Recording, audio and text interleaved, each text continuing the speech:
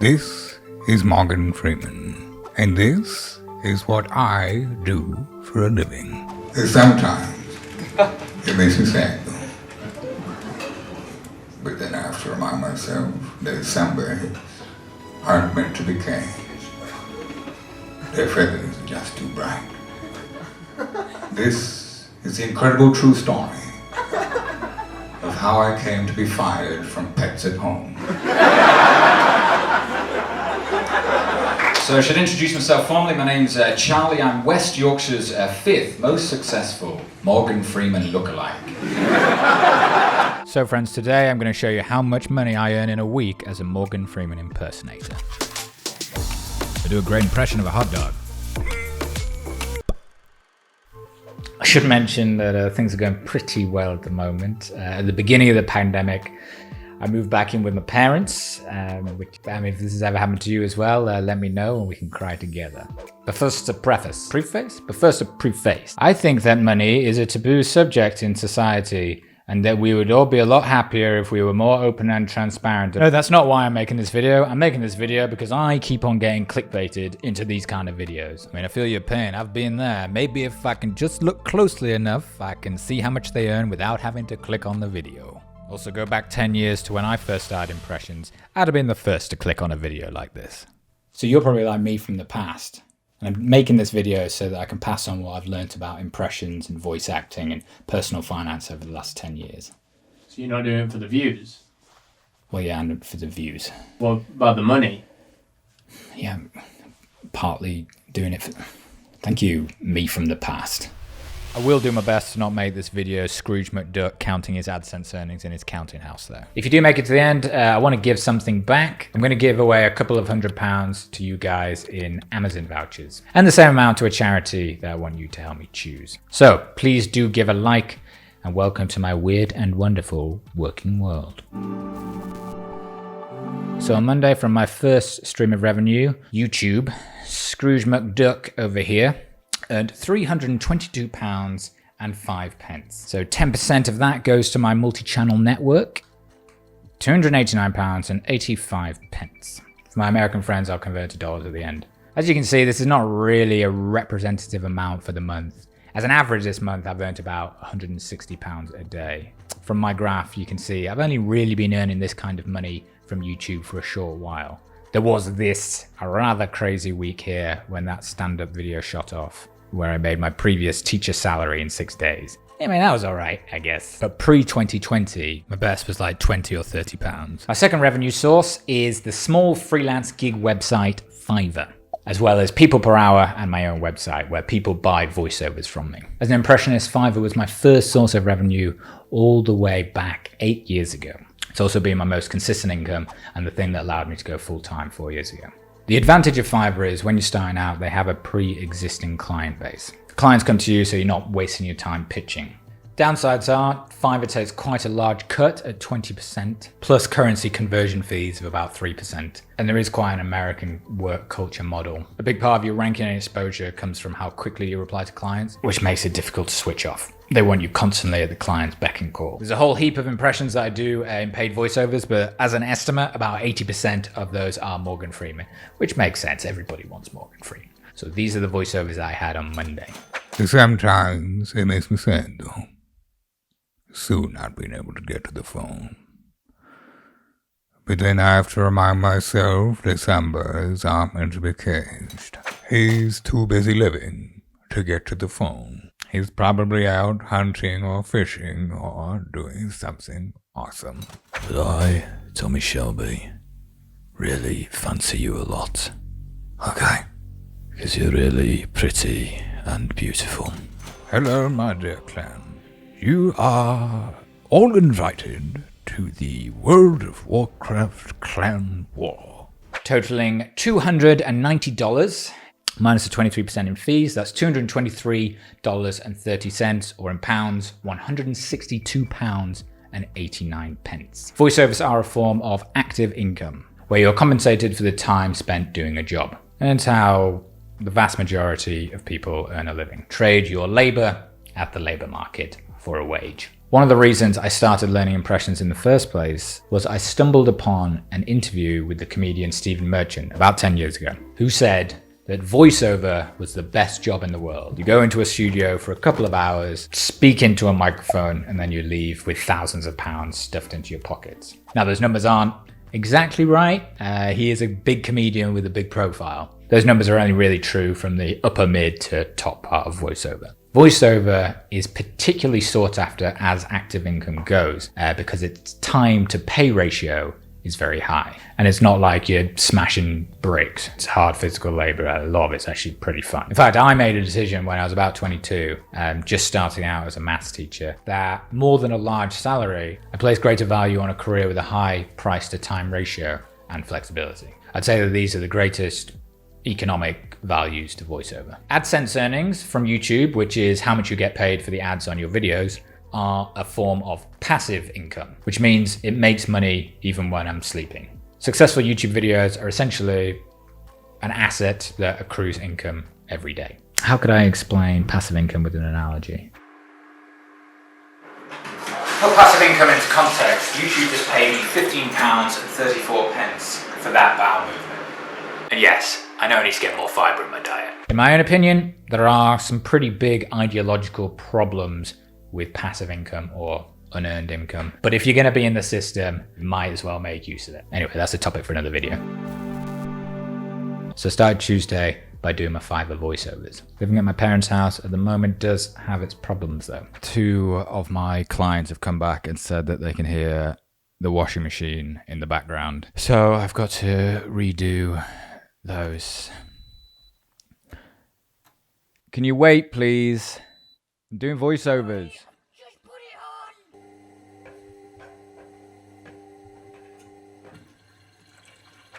Kelly, happy birthday. I know you asked for a message from your hero, Donald Trump. But the voice actor said that this was the next best thing. So here we are. Happy birthday. But even with the re-records, that's 3 voicemails and a birthday message.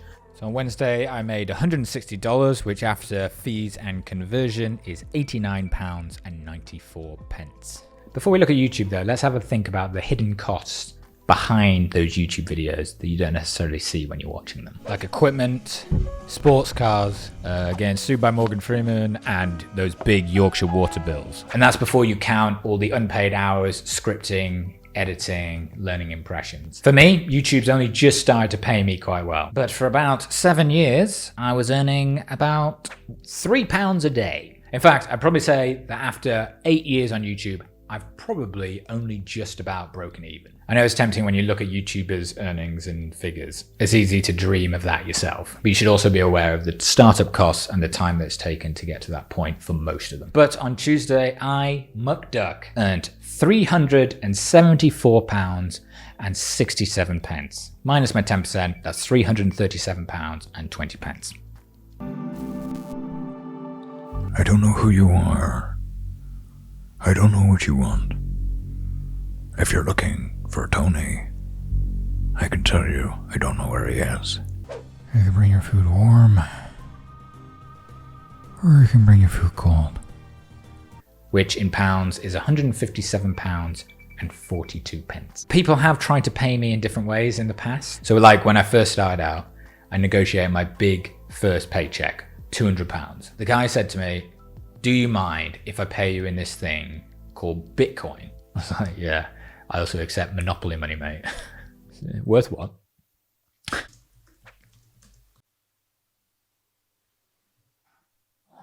No. That story was partly true. And on YouTube, yours Duxley made £249.76. Now, sometimes you get voiceovers that are a little bit weird. Well, Thursday was one of those. Hermione, I don't have anyone to go to the Yule Ball with.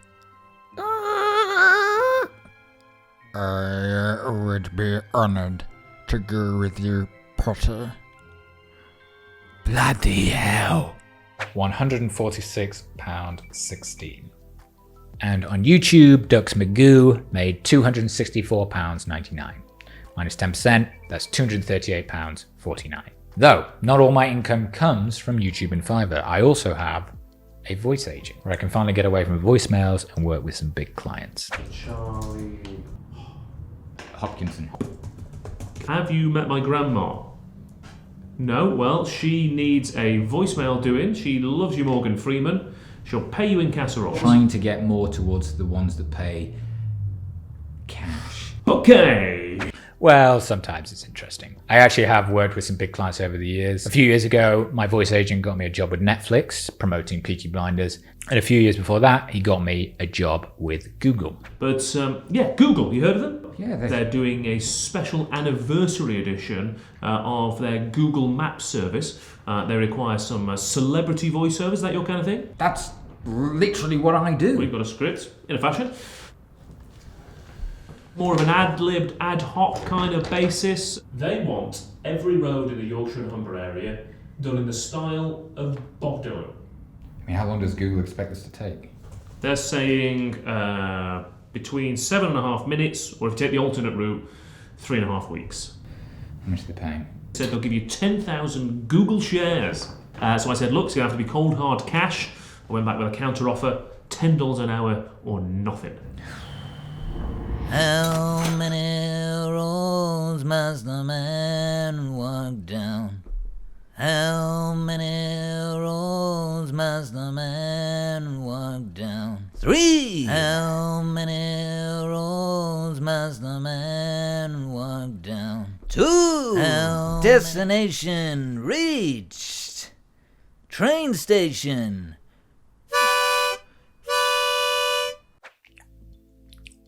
I do go through a lot of casseroles. Take off the 15% fee, that's 85% of a casserole. That was from a few years ago. Thursday, I had what is called a scratch track, which is basically where a big company is testing out a concept, or a production company is pitching to a network. They have a view of getting the A-list actor in, like Morgan Freeman, but to keep costs down in the initial pitching stage, they get yours truly in to do an impression. Because of the time difference, I had to stay up until 1 a.m. as the assistant director was zooming in from LA. When you get these more professional voiceovers, I try to take extra steps to sort of come across more professional. For example, you can keep the background noise to a minimum by putting soft things around you. Nothing screams amateur more than having your microphone the right way up. And I keep the noise reflections from the floor to a minimum with my laundry. You've traveled through the cosmos, but now join me, Morgan Freeman, as we travel back through time to some of the most interesting days. Hey, Charlie, could I just stop you there? I think I can hear a dryer? Or is that a washing machine? Oh my god, I'm so sorry, 1 second. Bloody monk. Bloody 1 a.m. Now, this is where voiceover gets interesting, as it can also have a passive income aspect to it. The real money is not in the time spent, but how the voiceover is used. Generally, proper voiceover is priced at £250 an hour, but after that, the usage fee can be humongous. One story that I got told in a comedy green room about a well-known comedian that I like a lot. He did a voiceover for a TV advert for a luxury car company. And he got paid £250 for his hour in the voiceover booth, plus £23.50 travel expenses. And then the usage fee was £125,000 for use on UK television. And for the same price, that 1 hour of work that he did then got bought out for 175 other countries. I'll leave you to work out the hourly rate for that voiceover. Now, obviously, he had an internationally recognizable name and voice, but it can just take one opportunity to set you up for life, which makes it exciting. Unfortunately, for the one that I did on Thursday, there was no usage fee because it was a scratch track and just being used internally. So my fee was £250, which is still good, minus the 15% agent's fee. That's £212.50, which will add on there. Which brings my active income total for Thursday to £358.66. Let's see, what did I do on Friday? I had an 11-year-old's birthday message. Dear Katie, I'm sorry that your Hogwarts acceptance owl got caught in a storm. Please find this message as an adequate replacement. I very much look forward to meeting you when term starts in September. Yours truly, Albus Dumbledore. I do a lot of Morgan Freeman DJ drops, actually. I've taken you through the cosmos. But now, let me drop the bass. They pay all right. So on Fiverr with those 4 voiceovers, I made $218 or £122.55. Oh, if you want to be in the running for one of those 2 £100 Amazon vouchers, all you need to do is drop a like and add the hashtag washing machine to your comment. And on YouTube, the Wolf of Morgan Freeman Street over here made £234.86, which once you take off the 10% is £210.60. So Saturday, the weekend, on YouTube, I got paid £174.38. I don't do voiceovers on the weekends to try and give my life some form of structure. But on Saturday evening, I did have an online Zoom gig. Can you imagine if Jesse Pinkman were your dad? I think it would go a little something like this. Yo, do your homework, bitch. Every time you heckle me, the camera switches to you. This isn't as easy as it looks, mate. All right? Do you want to come up here? Do you want to come up here and £30 for that one?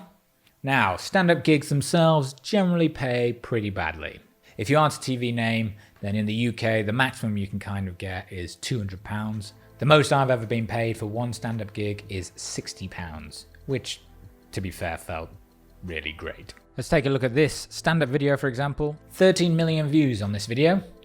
The fee was negative £34. Although it's made a lot of money on YouTube, let's put that money into context, like the unpaid writing time, soy frappa macapatayatos, driving to gigs, the emotional distress of dying on your ass in front of 2 people, and a Twix and a speeding fine on the way home. In fact, that video looks like an overnight success, but it's actually 8 years of learning impressions, 3 years of doing stand-up, and even then, the difference between a video making 0.03 pennies a day and £100 a day is the last 2%. That's right, I put the exact same video out on YouTube without a clicky title and thumbnail, and it got 16,000 views instead of 13 million. Which is something that I do not like about YouTube. Learning stand-up, you kind of got to view it as a bit of an apprenticeship. You're getting paid small amounts, your expenses, to hone your craft. And you do it for a long time before you get any good, which I am not yet. Here's my 2 biggest pieces of advice if you are thinking of following your dream or following your passion or going freelance in any capacity. It doesn't have to be impressions. Number 1, tier your satisfaction levels. If you're only going to be satisfied if you make it to the top, you're almost certainly going to be perpetually unhappy. You're going to be unhappy and demotivated. Learn to find less competitive parts of the dream that still allow you to be fulfilled and working in that environment, but it also gives you a comfortable lifestyle. For example, my ultimate dream, pie in the sky dream, is to be the showrunner of an animated sitcom. Now, there is probably less than 20 of those living in the world. They are a rare breed. So I have produced versions of that dream where I'm still able to be involved in a meaningful way in that industry and yet still achieve a secure living standard. And the second one, find a way to be paid multiple times for the same skill. It takes months, even years sometimes, to perfect an impression. That's a lot of hard work, and a lot of the time it's a thankless task. But now I have a structure that will allow me to financially benefit from it in a number of ways. First of all, I get paid for the voiceovers. Then I get paid by YouTube to do the impressions on YouTube and teach it on YouTube. Then I get paid to perform the impression at gigs. Then I get paid by YouTube to post the video of that gig. There's multiple avenues that the same skill is bringing in revenue. This isn't just relevant to voice acting. It's transferable to any job or side hustle. If you have a framework like this in place, it's easier to motivate yourself or trick yourself into doing something that's hard. Sunday on YouTube, I got £175.77. Minus 10%, that's £161.79. Now, Sunday is the day of rest. So I made a client a Morgan Freeman ASMR relaxation tape, where I'm counting to 1,000 as Morgan Freeman. Some of you have probably already seen it on my channel. So you get paid like £100 for that, but the real money is in the live performances. 6,382. 5,383. 5,384. Nah, that's a lie, I didn't do that. I just chilled out on Sunday. So our totals. Total passive income for the week is £1,681.45, which is pretty mind-boggling from where I was at just a year ago. Total active income, £921.51. In total, that's £2,583.96. Or in dollars, for the Americans, $3,538.36 before expenses. I'd say that's probably just a tad high for average, particularly on the YouTube side, as my views can be pretty variable, but it's in the ballpark for an average week. So as you are probably already doing, assuming we're working to the Gregorian calendar, multiply it by 52.1, that would be in a year £134,574, or roughly $184,000, which is more money than I need. Even if I had stayed in teaching, the highest rung a teacher generally gets to is head teacher, which is £90,000 a year. So to have already shot past that is pretty nuts. So that's it. I do have some other forms of income that didn't crop up this week. I sporadically do brand deals where you get paid to promote a product that I like to yourselves, and corporate gigs. Contractually, I'm not allowed to say how much either of those are, but they're generally in the sort of £1,000 to £3,000 ballpark. But as I didn't have any of those this week, I will talk about those in another video. But I'm going to give a bit of it back, because charity only counts if you tell your 360,000 subscribers on YouTube about it. I have a rough idea of which charity that I want to give £200 to, but if you have a charity close to your heart, write it in the comments section and I'll check them out. To have a chance of winning one of the 2 £100 Amazon vouchers, all you need to do is like the video and add the hashtag that was mentioned in the video to your comment. It is a cliche, but thank you so much for watching my videos and allowing me to pursue this career. Particularly those who are coming back and chatting me within the comments section after I release a video. That is really one of my favorite parts of releasing these videos. And you can be sure that beyond the money that I need to live, I will be putting it all back into making more interesting stuff for yourselves. Thanks again, and I wish you well in the videos to come. Bye.